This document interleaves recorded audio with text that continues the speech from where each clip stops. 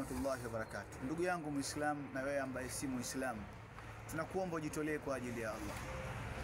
Unapojitolea, hii amana unayoiweka kwenye huu msikiti kama unavyoona ni kwa ajili yako na akhira yako. Pesa tulizo nazo sisi, hizo pesa zitabakia kwa warithi wetu. Huenda wewe ukawa ni hai leo na pesa nyingi, ukashindwa kujitolea kwa Allah, kesho ukawaachia warithi wako ambazo hawatokukumbuka hata kwa shilingi moja. Ila ukitoa hapa kwa ajili ya Allah, hii ni sadaqatun jariya, ni sadaka yenye kuendelea. Msikiti huu hautokufa leo, hautokufa kesho, hautokufa kesho kutwa. Kuna misikiti leo wewe unaswalia huenda ina miaka takriban 30, watu walijitolea kwa ajili ya Allah. Jitolee kwa ajili ya Allah. Tuna uhitaji wa tofari kama mnavyoona. Bado msikiti uko chini, tunahitaji ya tofari. Mafundi alhamdulillah wanaendelea na kazi. Tunaombeni, hebu angalieni msikiti ulivyo, bado unahitaji tofari.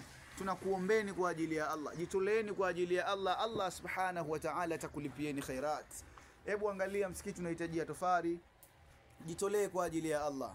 Allah subhanahu wa ta'ala atakulipieni khairat. Tunakuombeni kwa ajili ya Allah subhanahu wa ta'ala. Wassalamu alaikum wal afwa minkum.